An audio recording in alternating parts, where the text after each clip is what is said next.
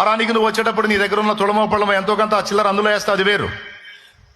కానీ నీ రాబడిలో నుండి ఇక నుంచి ఖచ్చితంగా ప్రతి విషయంలో దేవుడు నీకు ఇచ్చిన దానిలో నుండి, అది ఏ రూపేణా అయినా సరే, నీకు దేవుడు అనుగ్రహించినటువంటి దానిలో నుండి కొంత దేవుని కొరకు కేటాయించటం అనేది ఇక నుంచి నేర్చుకో.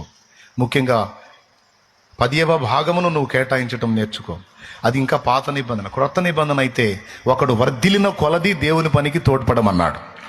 దేవుడు నిన్ను ఎంత ఆశీర్వదిస్తే, నువ్వు ఎంత విస్తరించి వర్ధిల్లుతా ఉంటే అంతగా దేవుని పనికి తోడ్పాటు అందించు. అది 20%, 30% నిన్ను ఎంత వర్ధిల్ల చేస్తాడో అంతగా నువ్వు ఇచ్చే కొలది ఇంకా వర్ధిల్లతావు. కానీ శాపగ్రస్తుడు మాత్రం కావు. నువ్వు ఇచ్చి శాపగ్రస్తుడు అయితే దేవుని వాక్యం అబద్ధమైపోయింది.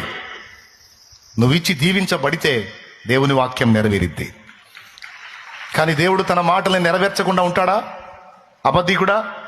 కాదు. ఇక నుంచి ఊరక టెస్ట్ చేయడానికైనా చూడండి, కనీసం దేవుణ్ణి శోధించడానికైనా ట్రై చేయండి, కేటాయించండి. ఇక నుంచి నీ భర్త విశ్వాసి కాకపోతే వదిలేయి. కానీ భార్యాభర్త ఇద్దరు విశ్వాసులై ఉంటే ఒకరితో ఒకరు చెప్పుకొని దేవుని కొరకు దేవుని కేటాయించండి. ఆ తర్వాత ఇక నలువైపుల నుంచి ఏ విధంగా దేవుడు సహాయం పంపుతాడో చూడండి.